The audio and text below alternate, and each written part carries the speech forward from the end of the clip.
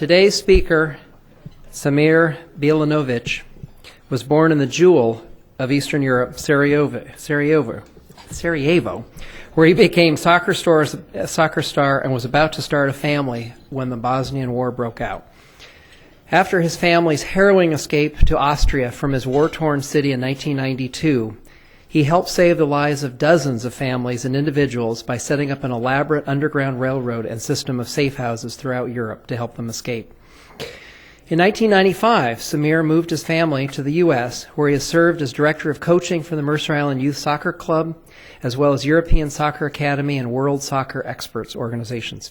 He earned and holds the highest degree in coaching recognized by the Soccer Federation. Throughout his 30-year career as a player and coach, he has developed many unique programs for clubs and soccer academies in the U.S. and in Europe. He has received numerous awards, and he's currently writing a book that is soon to be released. He's particularly proud of his daughter, Andrea, who's with us today, if you could stand and be recognized. She is now a student at the University of Washington after earning the 2009 National Honor Society Award presented by the President of the United States. Please join me in welcoming today's speaker, Samir Bjelanovic.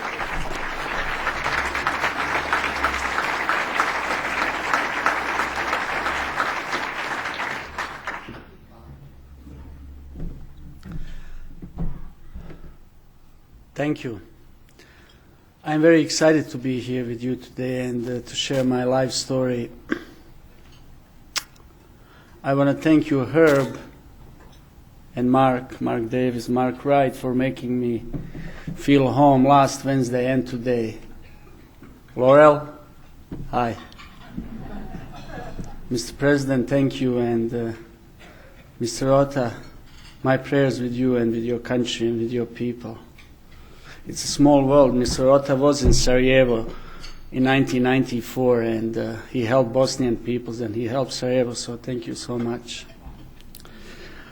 I want to thank you because you are the people who make a difference in the world every day. You make a world a better place, and I want to thank you for that. Excited, but also it's challenging a little bit because I'm going to tell you my life story in 25 minutes, but I'm sure Janelle is going to remind me when I am close to 20 minutes, so I'll be okay. So I'm going to tell you why do I do things what I do, and I like to quote Friedrich Nietzsche, and German philosopher, and he says, and I quote, "When you know why, you will live anyhow." I'm going to tell you about this unbreakable bond between parent and child, and the astonishing power of that bond that has kept me alive and saved my life. And about that quiet voice when I was about to give up. That quiet voice kept telling me, it's possible, and it is possible. Hey, Nicole. Hi.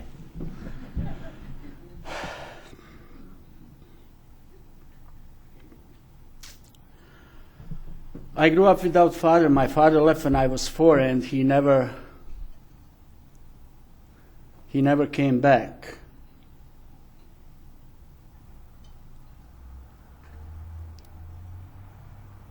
I struggled in my childhood, and because of abandonment, but I've never been upset at my father, because by him leaving, my dream of becoming a father and being the best father that I can be was born. And growing up as a teenager and in my 20s, I always dreamt of that. Just one day when I get to be a father, I'm going to be the best father that I can be. So I was born in Sarajevo in 1963. Beautiful, one of the most beautiful cities in the world, multi-ethnical and cosmopolitan, and once hosted Olympic Winter Games, and big university city, one of the most educated cities in the world per capita. Life couldn't be better. April 1992, I met this beautiful woman, and she became my wife, and we were expecting baby. We were looking for the place to raise our family together, to build our lives. Life was wonderful. I was traveling throughout Europe. I was strolling the streets of Paris and Rome and Amsterdam and Vienna, and then it happened. Sunday, April 6, 1992, war. Sarajevo was under the siege, the longest siege in the modern history of the warfare, the longer than Stalingrad siege. 1,500 kids were killed just in the city of Sarajevo.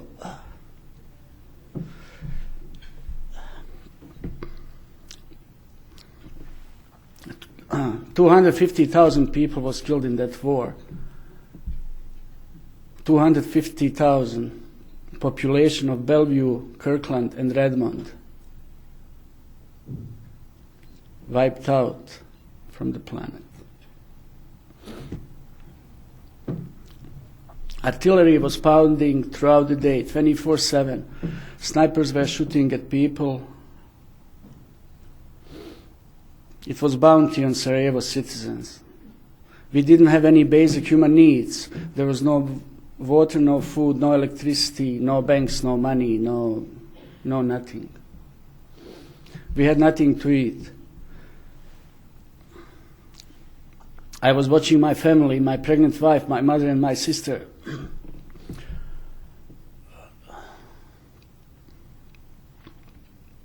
Not eat for a day, and then 2 days, and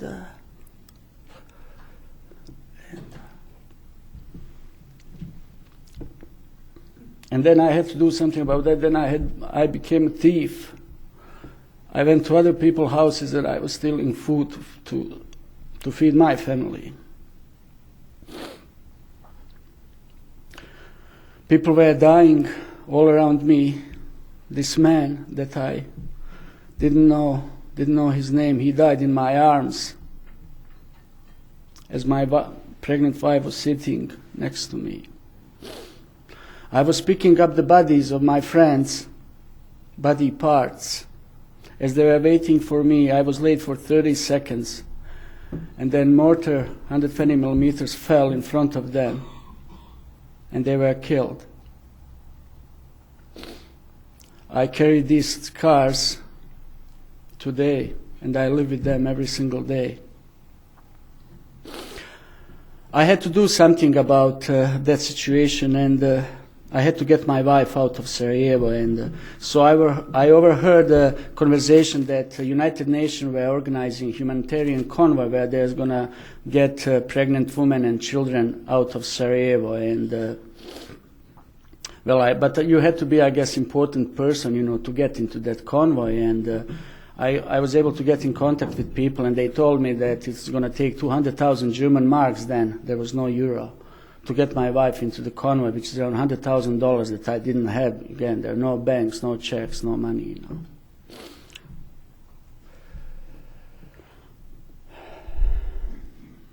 I was able to get $100,000 by going to the place that was on the front line, where there was money, where there was nobody, but nobody wanted or had the guts to get in, I guess, and I had to take a chance, so I went to this place, and that night I had $100,000. Next morning I was in United Nations office in Sarajevo, and I paid $100,000.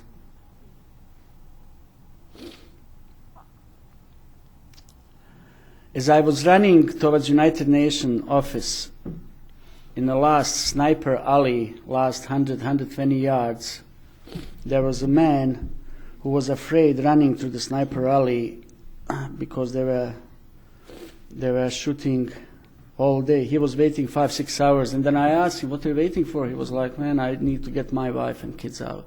I said, "I'm not waiting, my friend." So I ran, and I ran those 100 yards, and as I'm running, I can hear the bullets over my head. So now this guy got courage, I guess, and he started to run, and maybe his second, third step, he was down. He was hit in the head. So I ran back, not because I'm brave or anything, it's just, it's human being in me. And then I got the guy behind the building, and he had a bullet in his temple.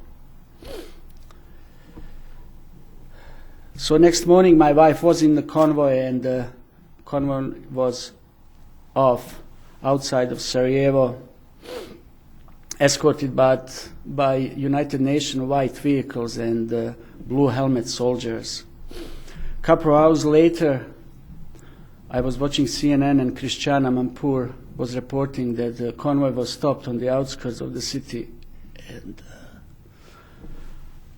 that women and children were put in jail. Some of them were killed, some of them raped, and some of them let go after 3 days. I didn't know what happened with my wife, my pregnant wife. I didn't know what happened with her. I knew there was nothing I could do about it, and I sunk into alcohol and drugs, and for the next 2 months I was drowning my sorrow in alcohol every single day. And then one day, in July, in the middle of the day, I started to cry, and then I entered into this building, the apartment building, and then I just sat down on the ground of the floor, and hungry and hopeless and helpless and crying. And there's this kid, 10, 11-year-old kid coming down the stairs, and then I see him, he's eating a sandwich. As he's eating a sandwich through my head, my first thought was that I'm going to go and take his sandwich and eat it myself. As I was thinking about that kid came down the stairs and approached me and offered me half of the sandwich. And that was a turning point. I wanted to live again. A few days later, I meet this kid, 16-year-old kid, who I was told had permission from these people. Black market was working to get in and out of Sarajevo, and I asked him if he would take me out of Sarajevo. He said that I was crazy. I told him I know, and I was willing to take a chance. And my mother knew why I was doing that. When I was saying her goodbye that morning, they knew that there was not 1% of the chance that I was going to escape. But she knew why I was doing it. I didn't want to die by sniper or by grenade. If I was going to get killed, it was okay for me. At least if my wife and child are alive somewhere in Europe, they will know one day that I did my best to be the best husband and father. And that was good enough for me. So 21st of July 1992, I entered into his red Golf GTI, and this kid told me that 25 miles and 7 checkpoints later we'll be outside of Sarajevo. On a 4th checkpoint, we got stopped. I was taken out of the car with the 4 guns pointed inside. They told me to turn around and told me to walk towards the woods where they were going to kill me.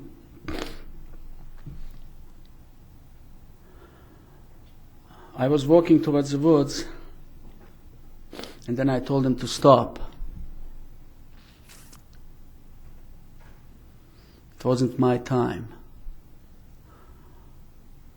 I told the kid, Lino, if I don't call by noon, your parents will be killed. My friends had his parents hostages in different parts of the city. And I'm not proud of that. But that's what happened. They put me back into the car, and half an hour later I was out of Sarajevo, and that's when 7 days of hell started for me. I had to go 150 miles to get to Adriatic coast, where Herb's father was serving in the First World War, actually. And for 7 days, I was walking and running throughout the night, and during the day I was hiding and witnessing these terrible things, massacres and villages set on fire and people getting killed, women getting raped. By the grace of God, I stayed alive. I had a couple of close calls and contacts with these bad people, but it wasn't my time to die, I guess. During these 7 days, I didn't eat. And I would get on my knees, and I wanted to die. Second night, and third night, and fourth night. But that quiet voice was telling me it's possible. And I would get up and go, and it's possible, and go. I was down to 110 pounds, and I was 210, 15 pounds, big guy, athlete, strong as a bull. I was 210 pounds. I was dead man walking on the earth. 7 days later, I was in Croatia. I found my pregnant wife. She was okay, safe, not raped. The moment that she saw me, there were 2 other women with her. I thought it would be a happy moment that we would hug each other. When they saw me, when they saw how I looked,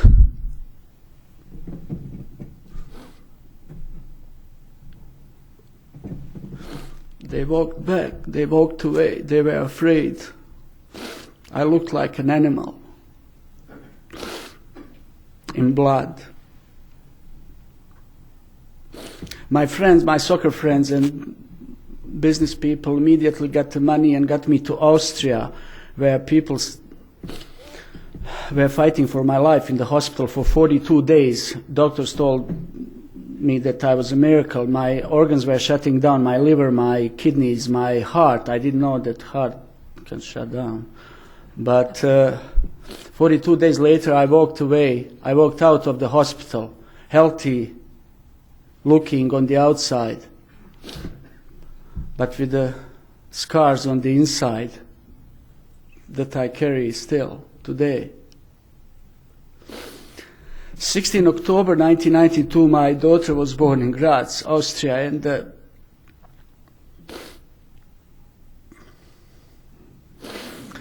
and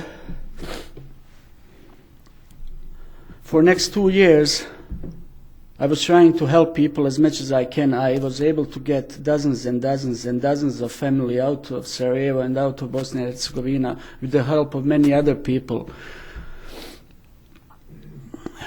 I was able to set up safe houses in different countries,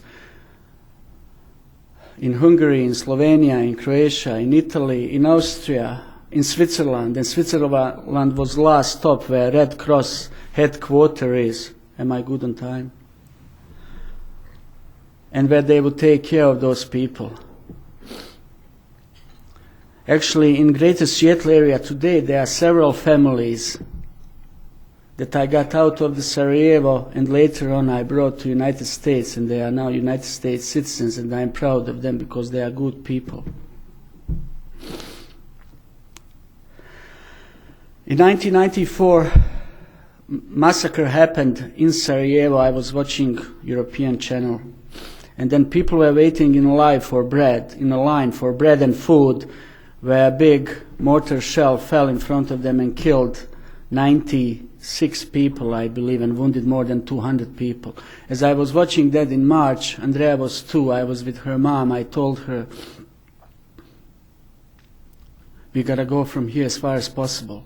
I don't want my daughter ever to witness anything like that. I don't want us ever to think about going back home. and to live there.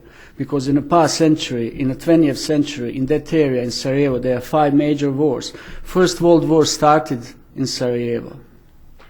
I told her tomorrow morning I'm going to United States Embassy in Vienna and we are going to United States. She said, you are crazy. I said, I know. Next morning I was on a train, 9 o'clock. I was in front of United States Embassy and they're like, who are you? What do you want?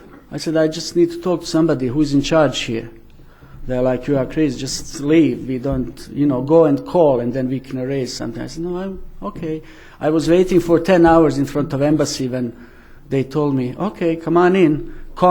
General consul wanted to see me. They got me to the second floor and the big guy, burly consul with a big ring, I guess some university ring, maybe he was a player or something. He was like, sit down. Who are you and what do you want? I said, this is my name and this is my story. I asked him, please, give my daughter a chance. And he looked at me, he said, that this has never happened to him. He asked me to bring my daughter and my wife a couple of days later, and he talked to them. And then he invited me again 7 days later. As he was giving me tickets, plane tickets, and green cards, and telling me that I'm going to become American citizen. He trusted me, he told me, make sure you take care of your daughter. And January 23rd, 1995, he arrived here at the Seattle airport. So today, because of that, because of people like him, because of United States of America, kindness and generosity and benevolence, my daughter has a chance today. My daughter is 19 today. And as the president said, she was in the White House as one of the good students from Washington State. She has a Presidential Achievement Award 2009 or 8, 9, I don't even know what year is that. And I was able to watch her graduate from a high school and to become a student. I was able to play with her in a park when she was 5, 6, 7, 8, 9. We had a park behind our house where we would go and play. And we would go there and she would play on the monkey bars first and all that stuff and play on the playground. And then we would play this game, hide. Around the playground she would hide these branches. And then she would tell me, okay, Dad, now so I was always looking for the branches and she was laughing and I wanted to find those branches because I am so competitive. There's no way that I was going to live without finding those branches. And we got to play without being afraid of the snipers or without thinking what we're going to eat that night. Thanks to the United States and the kindness of people like you and the kindness of this beautiful country. Thanks to the people like you and the United States of America, today I can show you this is my daughter and I can you just stand up for a second? Okay.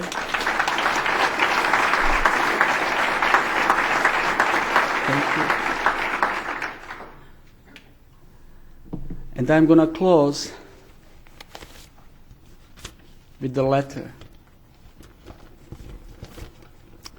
2 minutes.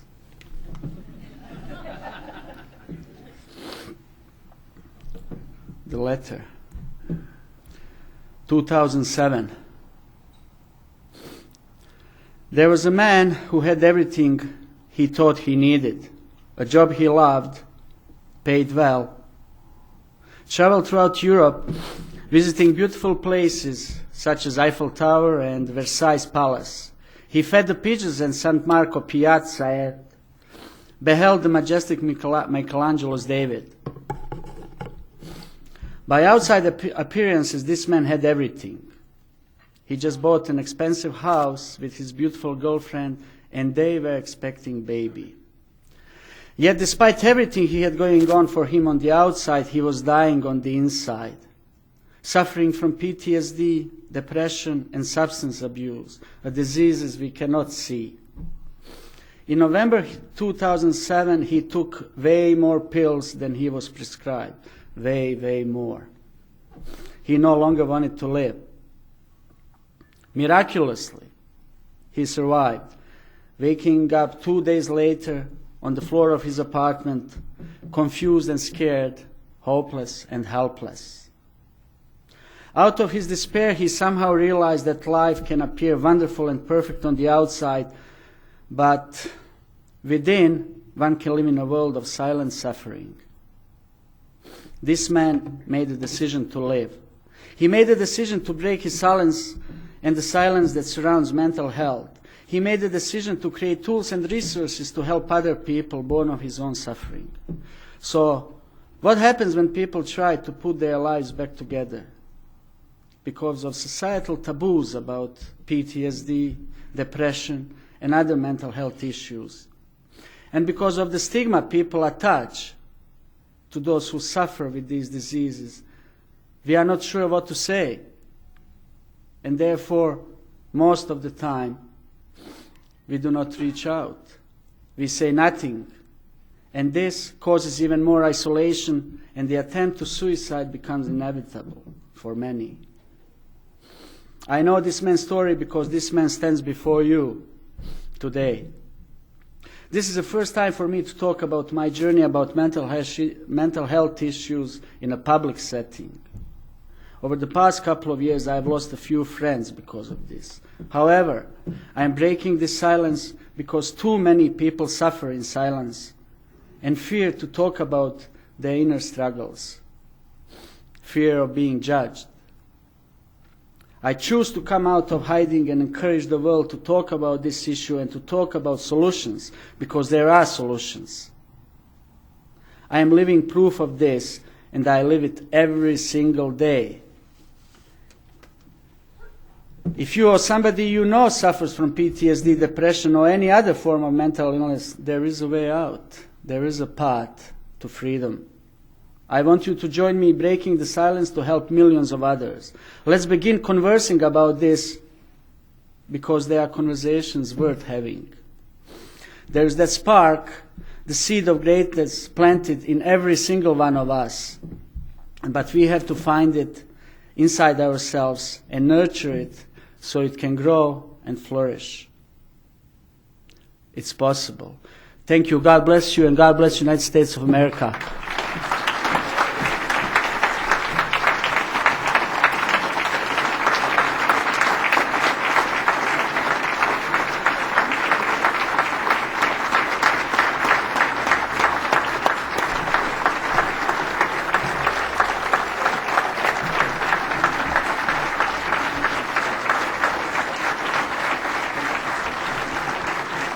We do have time for a few questions. Microphones?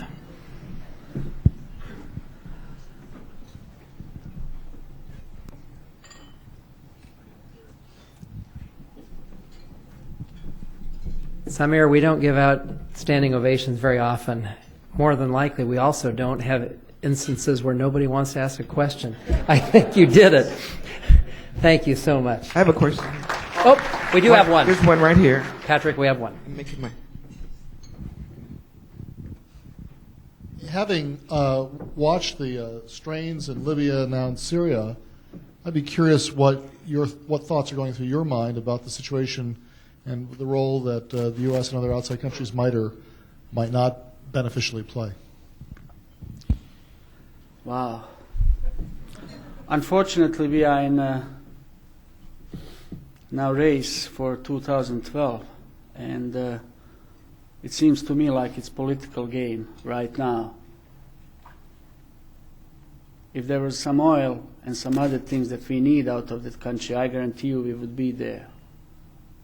And that's the truth. I'm telling you this from my heart. Unfortunately, in Homs, Syria, there is nothing that important. And that's the truth. That's what I think about that.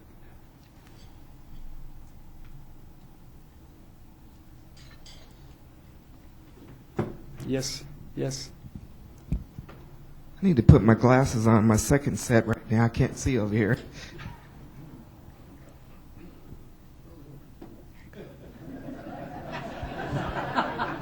Oh, Todd, sorry. Sorry, Todd. Thank you very much for your remarks today. Maybe you already answered my question, but with 20 years of hindsight, why do you think it is that Europe in particular, or the West, took so long to come to the rescue of Sarajevo? Well, thank you. That's a wonderful question. And Mr. Clinton just became president then. And the Russians, they were behind the Yugoslavian army who was doing all these atrocities.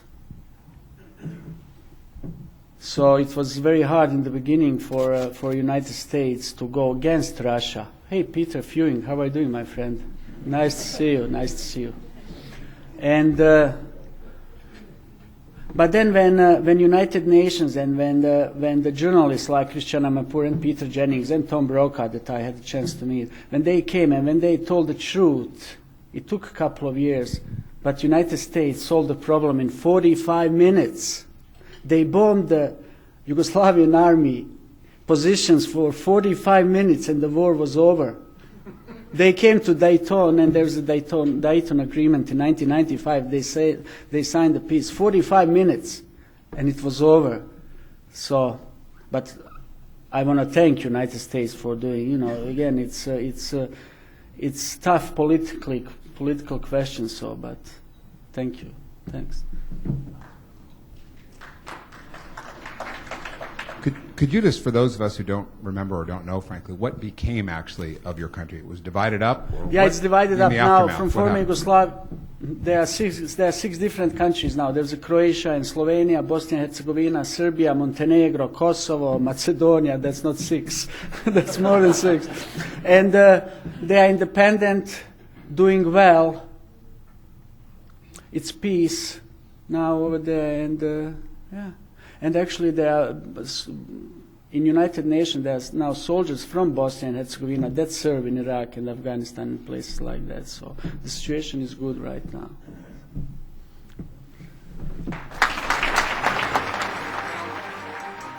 Seattle Rotary Online is made possible in part by a grant from First Choice Health, working with the Washington Health Information Collaborative to use technology to bring better health care to patients throughout the Pacific Northwest. First Choice Health.